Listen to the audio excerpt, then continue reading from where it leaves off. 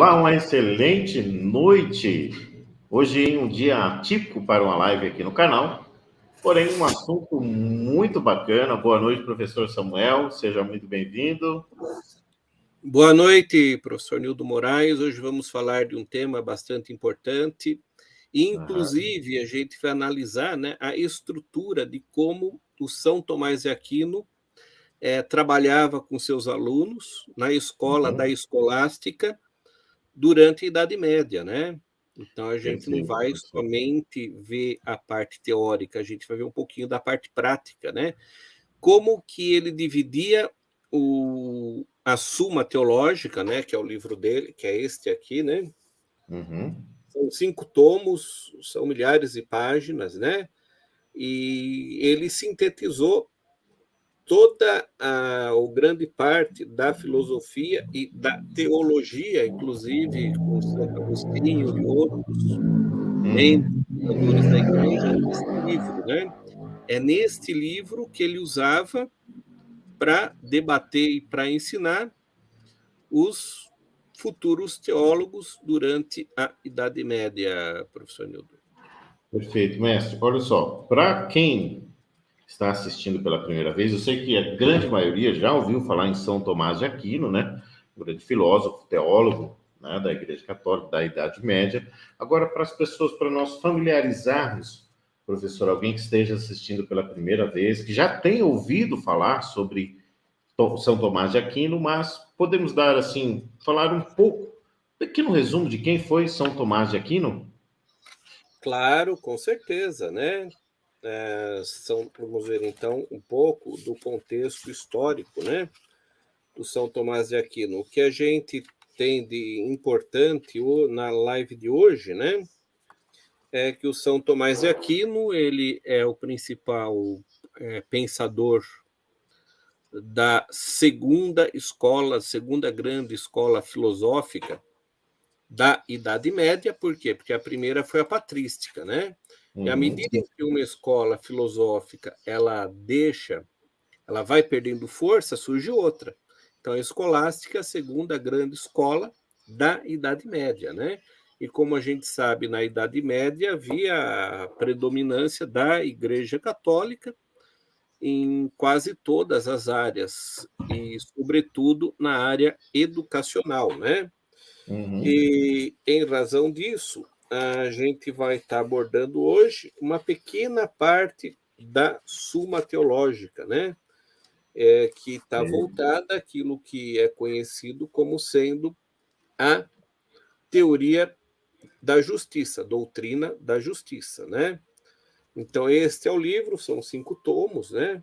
Então, aqui a gente vê que trata de diversos assuntos, e como a nossa formação também é jurídica, a gente vai estar analisando hoje, né, a questão da justiça, segundo vamos falar assim, o pensamento de São Tomás de Aquino, né? Então, aqui, né, na Suma Teológica tem muitos assuntos, e dentre eles, então, o que a gente vai estar abordando hoje é o Tratado sobre a Justiça. E a gente vai ver como que ele dividia as questões e os artigos, né? O que é interessante porque era esse o método de ensino durante a Idade Média, né? Agora, uma introdução sobre aquilo que a gente vai estudar hoje, né? Dentre as várias teorias de justiça, nós temos o pensamento de São Tomás, que ele pensa, ele leva em consideração o conjunto de interesses do homem. Tomás de Aquino, ele sofre influência dos pensadores cristãos anteriores a ele, inclusive Santo Agostinho, e ele também foi um grande pensador de Aristóteles, então ele vai usar do pensamento aristotélico na formação das suas teses, né? Em seu tratado de justiça, Tomás de Aquino inicialmente analisa o direito como objeto da justiça. Ele traz a lume a justiça como virtude em que a ação deve conduzir necessariamente à retidão. defende que justo é aquele que observa o direito, né? Assim, Tomás de Aquino nos leva ao seu mundo de pensar sobre a justiça. Ele nos conduz a uma reflexão profunda sobre a definição, dentre outros aspectos, da justiça, né? Isso vem abordado na seção 2, da parte 2, das questões 57 a 63 do Tratado de Justiça, da Suma Teológica, que a gente vai estar abordando hoje, professor Nildo.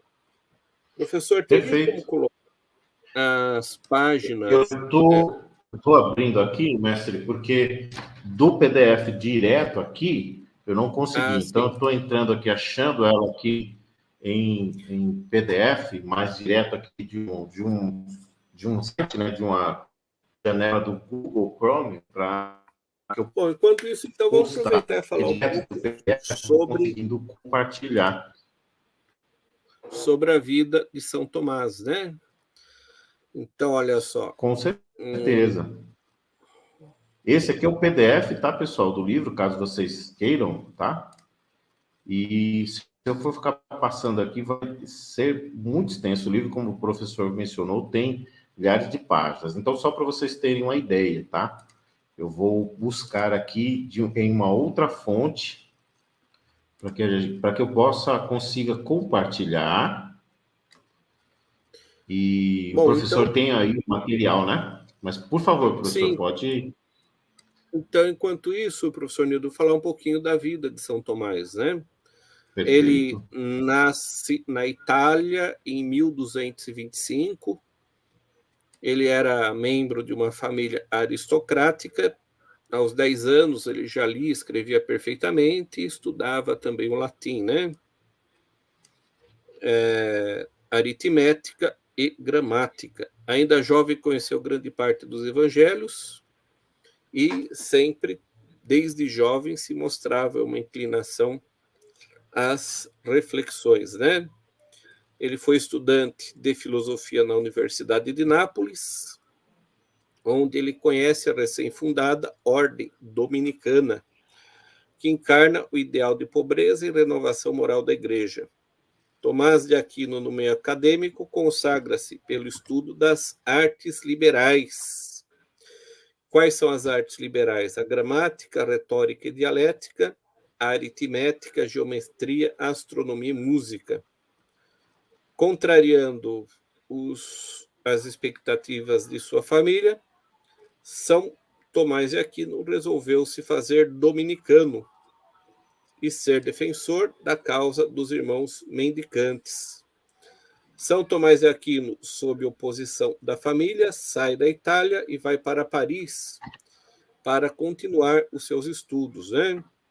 Ele torna-se bacharel e depois doutor da Igreja. Tomás inicia o exercício do magistério universitário em Paris, ao que passa a compor as suas primeiras obras, né? De Veritate e em defesa da ordem dos mendicantes, contra impugnantes e Dei cultum et religionem. O princípio de sua suma contra os gentis também foi feito nesse período. Entre os chamados de auxílios papais, no ano de 1265, Tomás de Aquino inicia seus comentários a Aristóteles e a Suma Teológica, que é tida como a sua principal obra, que foi finalizada no ano de 1274, que é considerada a sua obra mais importante. Ele vem a morrer cedo, aos 49 anos de idade, né? Então, aqui um pouco da vida de São Tomás, né? Bom, quanto à questão da justiça, no pensamento de São Tomás de Aquino, ele toma como ponto de partida alguns filósofos clássicos, né? Inicialmente expõe o que eles pensam, para o final, em sua Suma Teológica, tirar suas próprias conclusões, né? Então, para Tomás de Aquino, a justiça não pode ser reduzida e Sim. entendida como vontade. Colocar. Ah, sim. Então, agora a gente tem, né, a questão. Vamos pegar, então.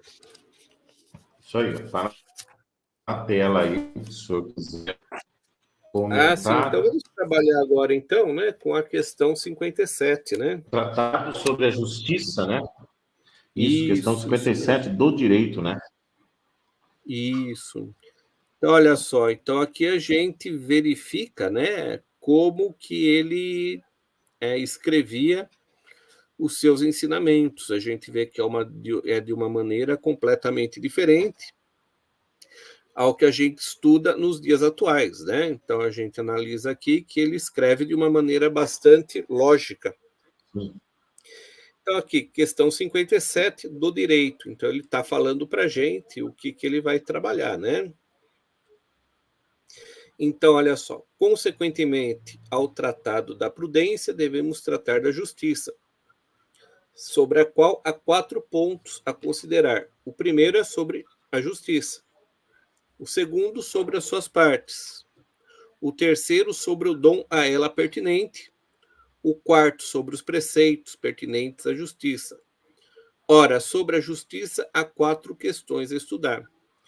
A primeira sobre o direito, a segunda sobre a justiça em si mesmo, a terceira sobre a justiça, a quarta sobre o julgamento. Na primeira questão, que é a questão que trata do direito, se tem a divisão em 4 artigos, né? Hoje nós vamos estar analisando o artigo 1º e o artigo 2º, né? Então, olha só. Então, primeiramente, eu vou estar mostrando como que ele desenvolve o seu pensamento. Tem toda uma estrutura formalizada, né? Então, olha só. Ele, primeiramente, tem a questão, e a questão se divide em artigos, né?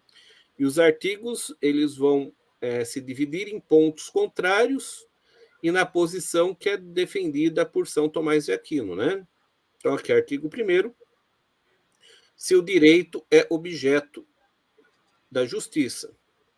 O primeiro discute-se assim, parece que o direito não é objeto da justiça, né? Então, aqui nesses 3 tópicos principais, ele vai pôr entendimentos que são contrários ao dele, né? Então, vamos ler aqui o item 1. Pois, como diz o jurisconsulto Celso, o direito é a arte do bem e do equitativo. Ora, a arte não é objeto da justiça, mas é em si mesma uma virtude intelectual.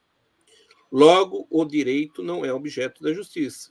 E tem 2. Então, ele está colocando aqueles pensadores que são contrários ao seu entendimento, né? Então, 2. A lei, como diz Isidoro, é uma espécie de direito. Ora, a lei não é objeto da justiça, mas antes da prudência. E por isso o filósofo considera como parte da prudência a atividade legislativa. Logo, o direito não é o objeto da justiça. E o item 3. A justiça principalmente submete o homem a Deus, pois, no dizer de Agostinho, a justiça é o amor que só serve a Deus, e por isso domina tudo o mais que está sujeito ao homem. Ora, o direito não se refere a Deus, mas só às relações humanas, pois, como diz Isidoro, o legítimo faz é a zé divina, o direito é a lei humana. Logo, o direito não é objeto da justiça. Mas, em contrário, diz Isidoro, que o direito ius é assim chamado porque é justo. Ora, o justo é objeto da justiça, pois, no dizer do filósofo, todos acordam em dominar justiça ao hábito que nos leva a praticar atos justos, pois o direito é objeto da justiça. Então, quando ele entra aqui a solução, o que ele vai estar colocando? Ele vai estar colocando a posição dele, né? Então, aqui, solução é o entendimento do São Tomás de Aquino, né? Então, olha só, qual é o entendimento de São Tomás de Aquino acerca disso que está sendo debatido, né? Solução. Dentre as outras virtudes, é próprio à justiça ordenar os nossos atos que dizem respeito a outrem, porquanto implica uma certa igualdade, como o próprio nome indica, pois do que implica igualdade se diz vulgarmente o que está ajustado. Ora, a igualdade supõe relação com outrem, ao passo que as demais virtudes aperfeiçoam o homem só no referente a si próprio. Assim, pois, a retidão nas obras das demais virtudes, para o que tende à operação da virtude como seu objeto próprio, só é considerado relativamente ao agente. A retidão, porém, que implica a obra da justiça, além da relação com o agente, supõe relação com outrem, pois consideramos justa uma ação nossa quando corresponde, segundo uma certa igualdade, a uma ação de outro. Assim paga a recompensa devido por um serviço prestado. Por onde chama-se justo o ato que, por assim dizer, implica a retidão da justiça, e no qual termina a atividade desta, mesmo sem considerarmos de que modo ela é feita pelo agente. Ao passo que, nas outras virtudes, um ato não é considerado reto, senão levando-se em conta o modo por que o pratica o agente. É por isso a justiça, especialmente, preferência às outras virtudes, tem o seu objeto em si determinado, que é chamado de justo. E este, certamente, é o direito, por onde é manifesto que o direito é objeto da justiça. Então, segundo aqui a solução dada pelo próprio São Tomás de Aquino, ele conclui que, em razão de tudo isso que ele elencou anteriormente, que o direito é objeto da justiça, né? E, olha só, e depois ele coloca ainda a resposta à primeira objeção. Qual é a primeira objeção? É o primeiro item que a gente leu aqui anteriormente, né? Pois, como diz o jurisconsulto Celso, o direito é a arte do bem e do equitativo. Então, ele faz a resposta a isto, né? Assim como ele faz a resposta à segunda questão e à terceira questão. Então, eu vou fazer a leitura só para a gente verificar essa estrutura, né? Então, donde a resposta à primeira objeção? É habitual serem os nomes desviados da sua primitiva significação para significar outras coisas. Assim, o nome de medicina foi empregado primeiro para designar o remédio dado ao enfermo, para que sare. Depois passou a significar a arte de curar. Assim também, a palavra ius foi empregada primeiramente para significar coisa justa mesmo. Depois, porém, aplicou-se a arte pela qual conhecemos o justo. Ulteriormente, para significar o lugar em que é aplicado o direito, como quando se diz que alguém deve comparecer perante a justiça, e, por fim, chama-se ainda direito o que é aplicado por quem tem o dever de fazer justiça, embora seja iníquo o que decidiu. Resposta à segunda objeção, né? Assim como o artista tem na mente o plano do que faz com a sua arte, e que se chama a regra dela, assim também na mente preexiste uma ideia da obra justa que a razão determina, ideia que é como que a regra da prudência, e esta, quando redigida por escrito, chama-se lei, pois a lei, segundo Isidoro, é uma constituição escrita, por onde a lei, propriamente falando, não é o direito mesmo, mas uma certa razão do direito. E, por fim, a resposta, a terceira questão, né? Então, olha só, a justiça implicando a igualdade, não podemos dar a Deus para uma paga equivalente, por onde não podemos, propriamente falando, dar a Deus o que é justo. E, por isso, a lei divina não se chama propriamente direito, mas faz, porque basta para Deus, ou cumprirmos com o que podemos. Pois a justiça visa fazer com que o homem pague seu débito para com Deus o quanto pode, sujeitando-se-lhe a toda sua alma. Então, se a pessoa que está fazendo o estudo da Suma Teológica, ela quer ir diretamente ao entendimento de São Tomás, sem precisar passar por essas questões controvertidas, a pessoa vai ler, então, a solução, né? Então, eu fiz aqui a leitura de todo o artigo, de todas as partes, para que a gente tenha uma ideia de como que o São Tomás de Aquino trabalhava na sua escola, professor Nildo. Perfeito. Então, podemos passar aí ao segundo artigo, né? Se o direito se divide convenientemente em direito natural e direito positivo, então, o segundo discute-se assim, né? Parece que o direito não se divide convenientemente entre direito natural e direito positivo. É isso mesmo, mestre? Então, aqui, isso mesmo. Então, o que vai acontecer aqui, né? Esses 3 primeiros tópicos antes da solução são as opiniões contrárias ao entendimento de São Tomás, né? Então, ele sempre coloca opinião contrária, depois a opinião dele, né? Então, Certo. olha só, seria como se fosse uma tese e uma antitese, né? Então, olha só. Então, aqui no artigo 2º, item 1, ele está falando o seguinte, né? Pois o natural é imutável e o mesmo para todos. Ora, nada de tal se encontra nas coisas humanas, porque todas as regras do direito humano, em certos casos, falham, nem vigoram em toda parte. Logo, não há nenhum direito natural. 2. Chama-se positivo que procede da vontade humana. Ora, o que é justo não o é por proceder da vontade humana. Do contrário, a vontade do homem não poderia ser injusta. Logo, sendo justo o mesmo que o direito, parece que não há nenhum direito positivo. Item 3. O direito divino excedendo a natureza humana, não é o direito natural. Semelhantemente, não é o direito positivo, porque não se apoia na autoridade humana, mas na divina. Logo, o direito é inconvenientemente dividido em natural e positivo. Mas, em contrário, o filósofo diz que há uma justiça política natural e outra legal. Isso é estabelecida pela lei. Agora, o item é a solução, né?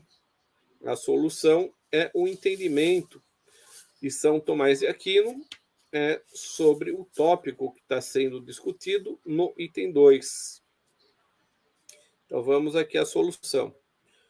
Como já dissemos, o direito ou justo implica uma quebra adequada à outra, por algum modo de igualdade. Ora, de 2 modos, pode uma coisa ser adequada a um homem. De um modo, pela natureza mesma da coisa. Por exemplo, quando alguém dá tanto para receber tanto, e este se chama o direito natural.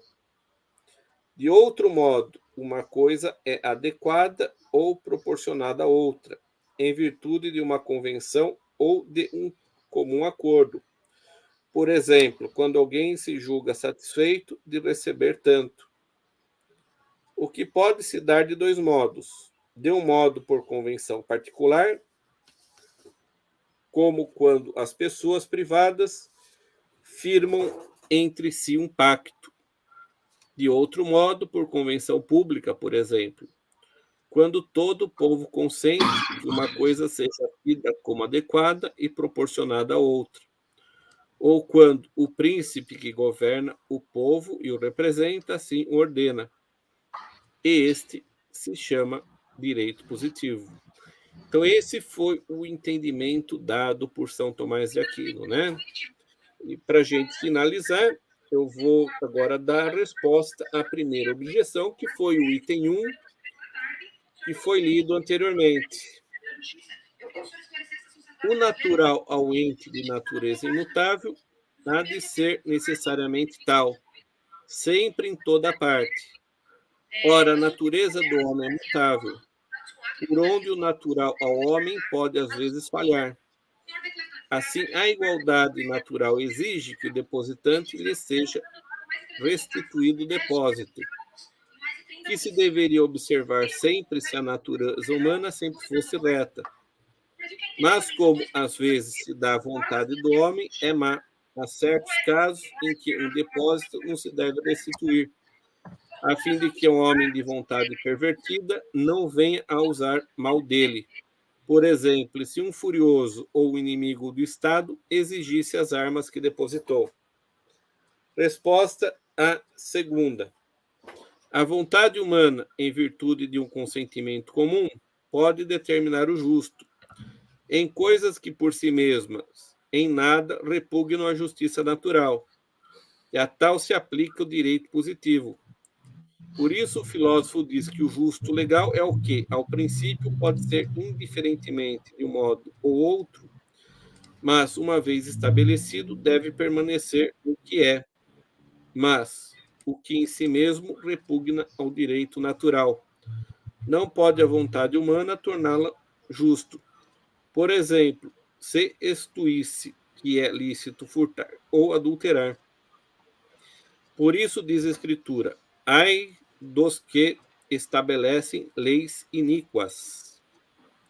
Em resposta à terceira, chama-se direito divino o que foi divinamente promulgado, e que ele abrange, em parte, o justo natural, mas cuja justiça escapa aos homens, e, em parte, o justo por instituição divina, por onde também ao direito divino pode aplicar-se, como ao direito humano, a divisão referida. Assim, a lei divina ordena certas coisas, por serem boas, e proíbe certas por serem más. Mas outras são boas porque são ordenadas, e más porque proibidas, professor Nildo. Então, aqui a gente verificou, Perfeito, né, então. a Aham. estrutura, a estrutura com que o São Tomás de Aquino escrevia os seus textos e como eram debatidas as questões nas escolas tomistas, professor Nildo. Perfeito. Eu quero esclarecer, por conta de pegarmos da internet, tivemos aí um pouco de dificuldade, né? Porque pegamos direto de um PDF da internet, não do material que nós tínhamos, porque eu não consegui compartilhar. Mas, caso você queira receber esse PDF, eu vou escrever aqui tanto o meu e-mail quanto o e-mail do professor Samuel, você pode solicitar. O e-mail do professor Samuel é o samuelmerbach@bol.com.br, certo, professor? Caso você queira receber isso aí, ou você escreve para o meu e-mail Isso, esse também, que mesmo. nós vamos enviar para você, tá? Enviamos aí no seu e-mail. Você pode escrever para mim também, escritorionildomoraes@gmail.com. Para um dos dois e-mails, ou escreva nos comentários e deixe o seu e-mail, com certeza enviaremos para você. Essa é uma leitura muito significativa que, sim, alguns escritores, como São Tomás de Aquino, como Platão, como outros pensadores, com certeza a leitura vai ajudar você em algum momento, criar a sua visão de mundo, a visão que você enxerga de você mesmo. Não é uma leitura pesada, como você pôde verificar, é uma leitura simples, e principalmente para você que gosta da filosofia do direito ou da filosofia, ou gosta um pouco de teologia, com certeza isso vai te ajudar bastante, certo, mestre? Certo, professor Nildo. Então, a ideia foi mostrar, né, como que é feita a divisão metodológica, né, da Suma Teológica. Todas as demais questões e assuntos são trabalhados da mesma maneira. Então, aqui a gente hoje teve uma ideia e a gente analisou somente alguns aspectos da justiça, né? Perfeito. Tem outros artigos ainda na mesma questão que tratam da justiça, mas que serão objeto de estudo em lives futuras, professor Nildo. Perfeito. Temos um outro artigo também, que possivelmente na próxima live abordaremos ainda um pouco desse tema, né? E vamos falar também sobre o direito ambiental, tá, pessoal? Para você que gosta disso, para você que quer prestar um concurso público, nós vamos falar sobre o direito ambiental nas próximas lives, talvez 2 ou 3 lives abordando esse assunto. Então, por isso, já te indico, caso você goste dos temas, já se inscreve no canal, nós vamos abordar aqui, e os temas do direito ambiental nós vamos abordar no canal do professor Samuel, tá? Que é, assim, um canal mais especializado, direcionado para esse tipo de assunto, ou no outro canal, no meu canal de aulas, que você pode se inscrever também, pode procurar aí professor Nildo Moraes, pode se inscrever aqui no canal também Reflexão em Religião. Hoje nós fizemos aqui por se tratar de um teólogo, né? Mas os próximos serão, então, do canal do professor Samuel Merbach, quando falarmos sobre o direito ambiental. Tá? E é algo que está, assim, em voga, né? E um assunto atual, um assunto muito pontual. Já está convidado a se inscrever, só procurar aí no YouTube Samuel Merbach, você vai encontrar, você vai ver lá vídeos sobre filosofia do direito, dicas de português, dicas para concursos, né? E um canal com conteúdo riquíssimo, tenho certeza que você vai gostar e vai ajudar você aí a prestar um concurso ou até mesmo adquirir mais conhecimento. Mestre Samuel, muito obrigado por mais uma participação juntos aí. Desejo um excelente restante de semana a todos vocês. Muito obrigado a todos que ficaram até o presente momento. E o convido, na próxima semana, traremos então a sequência dessa live e na sequência das lives, outros assuntos relevantes também. Professor, deixo com o senhor aí as palavras finais aí de hoje. Obrigado, professor Nildo Moraes. Na semana que vem estaremos dando continuidade, né? E só para concluir, o propósito da live de hoje foi entender a seção 2 da parte 2, da questão 57, artigo 1 e 2 da Suma Teológica, naquilo que se tratou de Tratado da Justiça, as linhas de pensamento iniciais, né, do São Tomás de Aquino. E como a gente sabe, o direito em sua concepção é objeto da justiça, sendo justo aquele que observa o direito, conforme a gente vai estar analisando em lives futuras. Obrigado, professor Nildo, obrigado a todos e até a próxima. Eu que agradeço. Até mais, pessoal. Bom descanso a todos. Obrigado. Até mais.